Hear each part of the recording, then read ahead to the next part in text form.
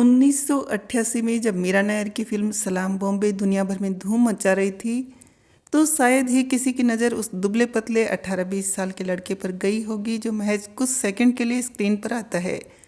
सड़क किनारे बैठकर लोगों की चिट्ठियां लिखने वाले एक लड़के का छोटा सा रोल किया था अभिनेता इरफान खान ने, और बोले थे चंद डायलॉग, बस बस 10 लाइन हो गया, आगे लिखने का 50 पैसा लगेगा, माँ का नाम पता बोल।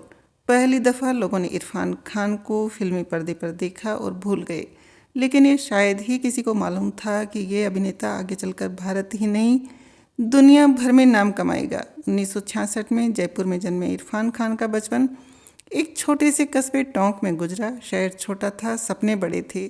यह स्वाभाविक था। बचपन से किस्से कहानियों के शौकीन इरफान का झुकाव सिनेमा की तरफ हुआ, खासकर नसीरुद्दीन शाह की फिल्में देखकर।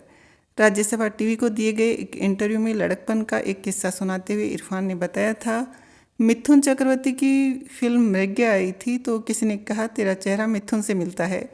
बस अपने को लगा मैं भी फिल्मों में काम कर सकता हूँ। कई दिनों तक मैं मिथुन जैसा हेयर स्टाइल बनाकर घूमता रहा, लेकिन आगे चलकर इरफान खुद एक ट्रेंड सेटर बनने वाले थे। एक और जहाँ उन्होंने खुद को हिंदी सिनेमा के सबसे प्रतिभावान एक्टर्स की लिस्ट में स्थापित किया, वहीं हॉलीवुड में life of pi, the namesake, the Slumdog millionaire, the mighty heart, the amazing Spiderman जैसी फिल्में की। मतलब एंग ली और मीरा नायर की फिल्मों से लेकर अनीस बज़मी और शुजित सरकार तक इरफान अपने आप में प्रतिभा की खान थे। खासकर शाहरुख, आमिर और सलमान तीनों खानों से घिरे बॉलीवुड में, चाहे आंखों से अभिनय करने की उनकी अदा हो, संवाद बोलने की अपनी सहजता, रोमांटिक रोल से लेकर बीहड़ का डाकू बनने की उनकी क्षमता, ऐसा खूबसूरत तालमेल कम ही देखने को मिलता है। मसलन पान सिंह तोमर में डकैत का रोल, और उसमें जिस तरह वो मासूमियत, भोलेपन, दर्द और तिरस्कार और बगावत का पुट एक साथ लेकर आते हैं। जब सिस्टम से हताश और बंदूक उठा चुका पान सिंह बोलता है, बीहड़ में बागी होते हैं, डकैत मिलते हैं पार्लियामेंट में, तो थिएटर में पड़ने वाली ताली सिर्फ इस संवाद पर नहीं थी। अपनी एक्टिंग से इरफान हमें यह यकीन दिलाते हैं कि उन्हीं की बात सही है, भले ही आप जानते हो कि ये सही नहीं है। 2012 में आई इस फिल्म के लिए इरफान खान को राष्ट्रीय पुरस्कार मिला था। या फिर हैदर में कश्मीर में रूहदार का रोल जो कहता है झेलम भी मैं, चिनार भी मैं, शिया भी मैं, सुन्नी भी मैं और पंडित भी मैं। रूहदार का किरदार जो कहने को एक भूत था, पर आपको यकीन दिलाता है कि वो असल में है, आपकी ही ज़मीर की आवाज़ है।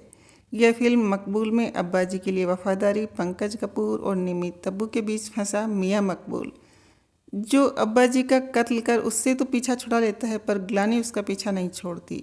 वो सीन जहाँ इरफान और तब्बू को अपने साफ हाथों पर खून के धब्बे नजर आते हैं, बिना कुछ कहे इरफान आत्मग्लानि का वो भाव हम तक खामोशी से पहुंचाते हैं। जब फिल्म जज्बा में वो ऐश्वर्या से कहते हैं कि मोहब्बत है इसलिए तो जाने दिया, जिद होती तो बाहों में होती, तो आपको यकीन होता है कि इससे दिलकश आशिकी हो ही नहीं सकती। कहने का मतलब है कि इरफान खान की खासियत यही थी कि जिस रोल में वो पर्दे पर दिखते रहे, सिनेमा में बैठी जनता को लगता रहा कि इससे बेहतर इस किरदार को कोई कर ही नहीं सकता था। ऐसी इंडस्ट्री में जहाँ टाइप कास्ट हो जाना या कर दिया जाना एक नियम सा है, इरफान उन सारे नियमों को तोड़ते रहे।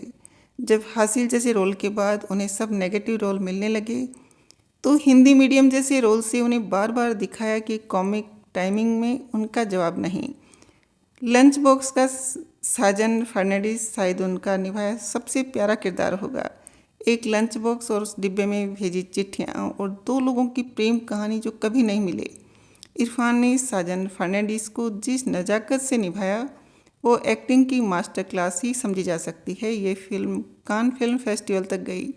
अगर आपने करीब करीब सिंगल या पीकू देखी है तो ज़रूर ख्याल आता है ये इंसान असल ज़िंदगी में कितना रोमांटिक होगा, जो वो थे और खुलेआम कहा करते थे। लेकिन कामयाबी की इस चमक के पीछे सालों की गुमनामी, संघर्ष और टीवी पर छोटे मोटे रोल करने का संघर्ष रहा।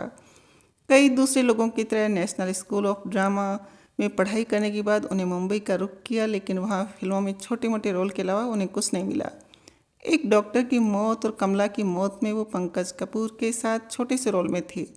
साथ साथ और टीवी पर करने लगे। जिन लोगों को याद हो, कहकशां, लाल पान पे नीले घोड़े, भारत एक खोज, बनेगी अपनी बात में दिखे, लोगों ने उन्हें शायद टीवी के पर्दे पर नोटिस किया हो चंद्रकांता में बद्रीनाथ के रोल में, लेकिन यह कहना गलत नहीं होगा कि उनके हुनर को पहचानने का काम अंग्रेजी फिल्मकार आसिफ कपाड़िया ने किया 2001 की फिल्म वॉरियर में, जो बाफ्टा तक गई। ऐसा नहीं है कि इरफान खान ने अपने करियर में ऐसी फिल्में नहीं की जिन्हें खराब कहा जा सकता है।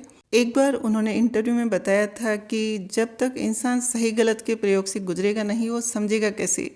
स्लमडॉग मिलियनेयर में उनका रोल बहुत बड़ा नहीं था, पर उन्होंने बताया था कि कभी कभी कोई रोल आप इसलिए करते हैं क्योंकि आपको पता है कि यह आपको बहुत कुछ सिखा कर जाने वाला है।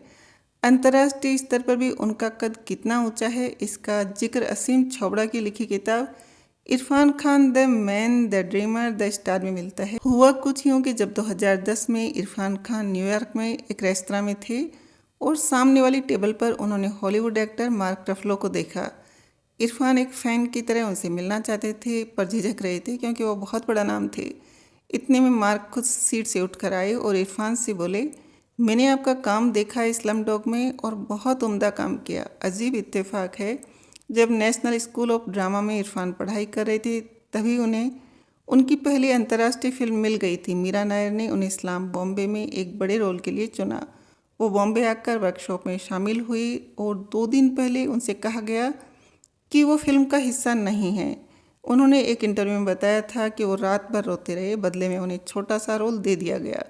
लेकिन इसका कर्ज मीरा नायर ने 18 साल बाद इरफान खान को द नेम सेक में अशोक गांगुली का रोल देकर चुकाया। इस रोल को देखकर शर्मिला टैगोर ने इरफान खान को मैसेज किया था, अपने माँ बाप को शुक्रिया कहना आपको जन्म देने के लिए। अजीब इत्तेफाक है कि 3 दिन पहले ही उन्हें जन्म देने वाली माँ सईदा बेगम की मौत हो गई और फिर इरफान भी अलविदा कह गए। हिंदी सिनेमा और दुनिया की सिनेमा को अपने अभिनय से सजाने संवारने वाले, अपनी फिल्मों से ये बताने वाले कि हर जज्बात गलत या सही, ब्लैक या वाइट नहीं होता, इनके बीच के महीन फ़र्क को समझने वाले दर्शकों को सैकड़ों बार हंसाने और रुलाने वाले इरफान को वाकई तहे दिल से शुक्रिया। बता दें, इरफान खान की मृत्यु 29 अप्रैल 2020 को हुई थी और उनकी मां सईदा बेगम का निधन 25 अप्रैल 2020 को हुआ था, यानी कि इरफान की मृत्यु के 3 दिन पहले उनकी मां की मौत हुई थी।